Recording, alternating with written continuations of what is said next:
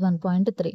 Write the following in decimal form and say what kind of decimal expansion each has. ఒక్కొక్క దాన్ని మనకి decimal ఫామ్‌లో రాయమంటున్నారు. ఈ first క్వెషన్‌లో వచ్చేసి 6 చిన్న చిన్న ప్రాబ్లమ్స్ ఇచ్చారు. ఇప్పుడు ఒక్కొక్క దాన్ని ఎలా సాల్వ్ చేయాలో చూద్దాము. ఫస్ట్ క్వెషన్ వచ్చేసి 36/100. డినామినేటర్‌లో ఉన్నది ఎప్పుడైనా సరే డివైజర్‌లో రాస్తాము. ఇది డివిడెండ్ అన్నమాట. 36. 3600లో పోయిద్దా అంటే పోదు. సో, ఇక్కడ మనం ఏం చేయాలంటే 0 పెట్టుకోవాలి. 0 పెట్టుకోవడం కోసం మనం ఇక్కడ ఏం చేస్తాము, ఇక్కడ పాయింట్ పెట్టి ఇక్కడ 0 పెడతామన్నమాట. సో, ఇప్పుడు 100 అనేది దీనిలో ఎన్ని సార్లు పోద్ది? 3 టైమ్స్ పోద్ది. సో, 100 × 3 300 కాబట్టి 300.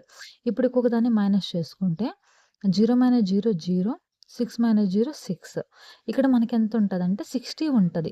మరి ఇక్కడ 0 ఎలా వచ్చింది అంటే మనకిక్కడ 100లో 60 పోవాలి అంటే ఎక్స్‌ట్రా ఇక్కడ 0 పెట్టుకోవాలి. ఆ 0 ఇక్కడ ఆల్రెడీ మనం స్టార్టింగ్‌లో పాయింట్ పెట్టుకున్నాం కాబట్టి మనకు కావాల్సిన చోట, అవసరం వచ్చిన చోట ఆటోమేటిక్‌గా 0 పెట్టేసుకోవచ్చు. సో, ఇప్పుడు 600లో ఎన్ని టైమ్స్ పోద్ది? 6 టైమ్స్. 100 × 6 600 మైనస్ చేస్తే ఇక్కడ రిమైండర్ 0 వస్తది. సో, ఇప్పుడు మనకు ఆన్సర్ ఎంత? ఇది 0.36 అనేది ఆన్సర్ అవుతదనమాట. ఇప్పుడు నెక్స్ట్ క్వెషన్ చూద్దాము.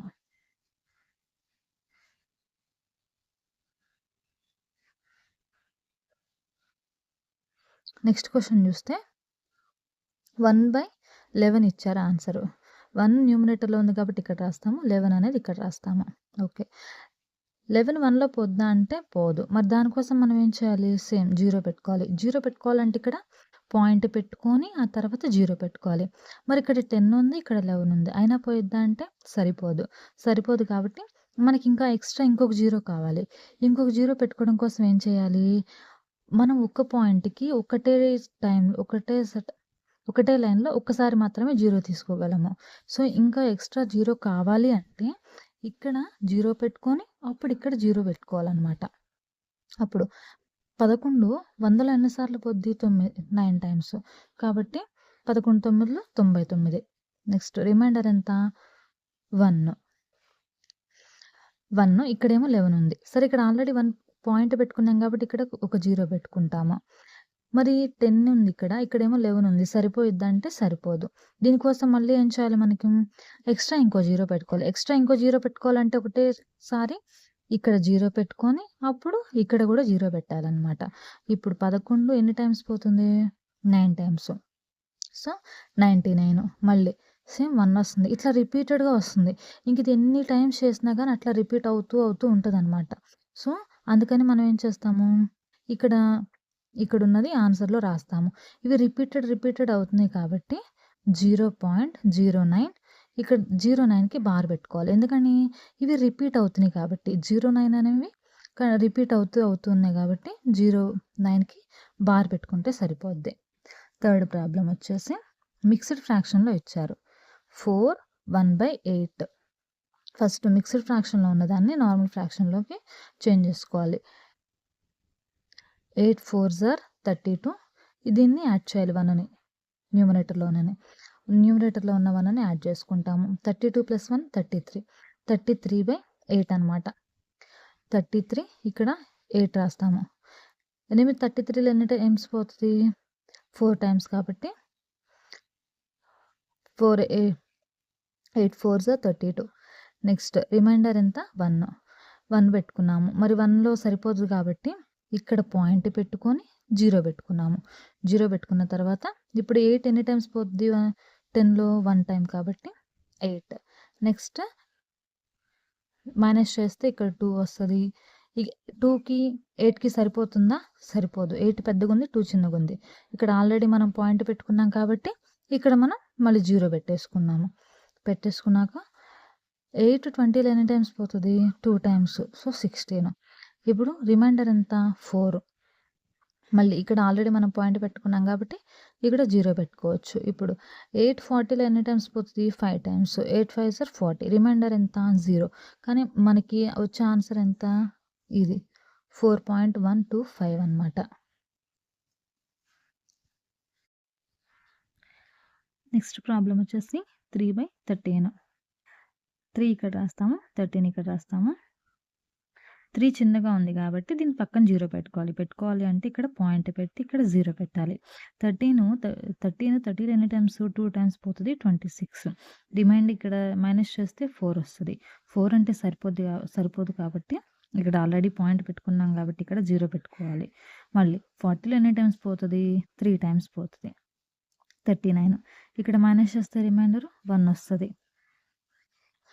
ఇక్కడ ఆల్రెడీ పాయింట్ పెట్టుకున్నాం కాబట్టి 0 పెట్టుకున్నాము. ఇక్కడేమో 10 ఉంది. ఇక్కడేమో 13 ఉంది. సరిపోతదా అంటే సరిపోదు. ఎందుకు 13 పెద్దది, 10 చిన్నది. సో, దీనికోసం ఏం చేయాలి? ఇక్కడ పక్కన ఇంకో 0 పెట్టుకోవాలి. ఈ 0 పెట్టుకోవాలంటే ఫస్ట్ ఇక్కడ 0 పెట్టుకుంటే అప్పుడు ఇక్కడ 0 పెట్టుకోవచ్చనమాట. సో, ఇక్కడ 0 పెట్టేసేసుకొని ఎన్ని టైమ్స్ పోద్ది? 91. 7 టైమ్స్ పోద్ది 91 వస్తది. రిమైండర్ ఎంత? 9.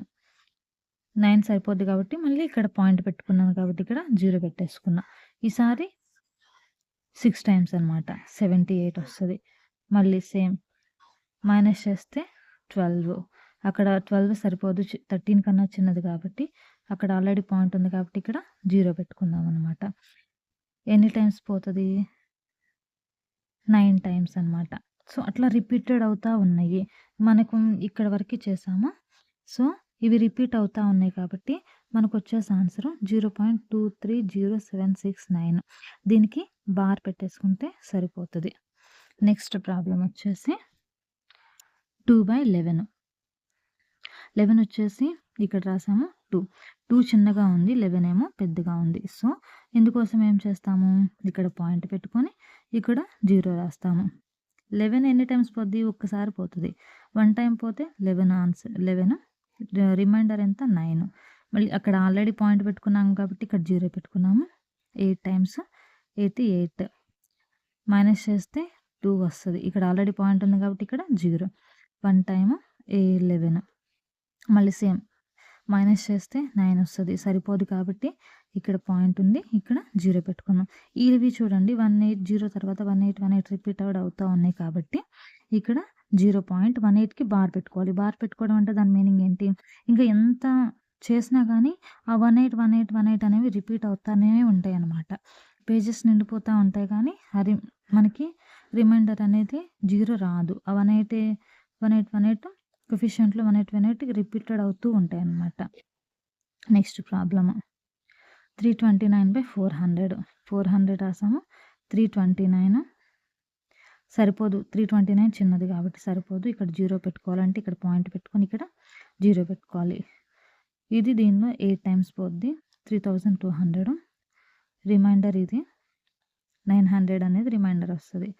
90 అనేది రిమైండర్ వస్తే 90 400 కన్నా చిన్నగా ఉంటుంది కాబట్టి మళ్ళీ ఇక్కడ ఆల్రెడీ మనం పాయింట్ పెట్టుకున్నాం కాబట్టి ఇక్కడ 0 ఆటోమేటిక్గా పెట్టేసుకుందాము. పెట్టుకున్న తర్వాత ఎన్ని టైమ్స్ పోతుంది? 2 టైమ్స్. సో, 2 టైమ్స్ అంటే 800. సేమ్ మళ్ళీ మైనస్ చేస్తే 100. ఇక్కడేమో 100 చిన్నది, ఇక్కడ 400 పెద్దగా ఉంది. సో, ఫస్ట్ ఇక్కడ ఆల్రెడీ పాయింట్ పెట్టుకున్నాం కాబట్టి ఇక్కడ 0 పెట్టేసుకున్నాము. ఇది ఎన్ని టైమ్స్? 2 టైమ్స్ పోతే 800 వస్తుంది. ఇక్కడ మైనస్ చేస్తే 200. ఇక్కడ పాయింట్ ఉంది కాబట్టి ఇక్కడ 0 పెట్టేసుకుంటే ఫైనల్గా 5తో మల్టిప్లై చేస్తే ఇక్కడ 2000 వస్తుంది. రిమైండర్ 0. ఇది 0.8225 అనేది ఆన్సర్ అనమాట. You know that second question వచ్చేసి you know that 1/7 is equal to 0.14285 bar. Can you predict what the decimal expansions of 2/7, 3/7, 4/7, 5/7, 6/7 are without actually doing the long division? If so, how? మనకు 1/7 value ఎంతో ఇచ్చేసారు. అయితే దీని ప్రకారము ఈ remaining వాటి values కనుక్కోండి సాల్వ్ చేయకుండా అనేసి అంటున్నారు. అసలు ఈ 1/7 వాల్యూ 0.142857 అనేసి ఎట్లా చేశారు? ఎట్లా వచ్చింది ఆన్సరు? అసలు దీని సొల్యూషన్ ఇదనమాట. ఇక్కడ 1 రాసుకొని డివైజర్లో 7 రాద్దాము. 7 రాసి 1 చిన్నగా ఉంది, 7 పెద్దగా ఉంది. సో, పోవాలి అంటే ఇక్కడ పాయింట్ పట్టి ఇక్కడ 0 పెట్టాలన్నమాట. 7 ఎన్ని టైమ్స్ పోద్ది? 1 టైం పోద్ది. 1 టైం పోతే 7. నెక్స్ట్ 3 పాయింట్ ఉంది కాబట్టి 0. 7 4 28. నెక్స్ట్ మైనస్ చేస్తే 2 వస్తుంది. ఇక్కడ పాయింట్ ఉంది కాబట్టి మళ్ళీ 0. ఇట్లా ఇది సాల్వ్ చేస్తే మనకి ఈ ఆన్సర్ వస్తుంది అనమాట. 0.142857 అనేది ఆన్సర్ వస్తుంది. ఓకే. దీని ప్రకారము ఈ రిమైనింగ్ వాటి యొక్క ఆన్సర్ కూడా ఎంతో కనుక్కుందాము. ఫస్ట్ 2/7. 2/7 అంటే ఏంటి? 2 × 1/7 కదా! సో, 1/7 అంటే మనకెంతో తెలుసు. 2 × 1/7 అంటే ఎంత? 0.142857. 2 ఇంటూ ఇది చేస్తే సరిపోద్ది. మల్టిప్లికేషన్ చేస్తే ఇంతొస్తది.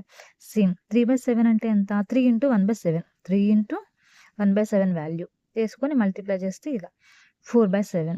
4 × 1/7. 4 × 1/7 వాల్యూ వేసి మల్టిప్లై చేస్తే ఇలా వస్తది. 5/7. 5 × 1/7 = 5 × 1/7 వాల్యూ ఎంత? ఇది. ఈ రెండిటిని మల్టిప్లై చేస్తే ఇది వస్తది ఆన్సర్. నెక్స్ట్ 6/7. 6 × 1/7. 6 × 1/7 వాల్యూ వేసి చేస్తే ఇది వస్తదనమాట ఆన్సర్.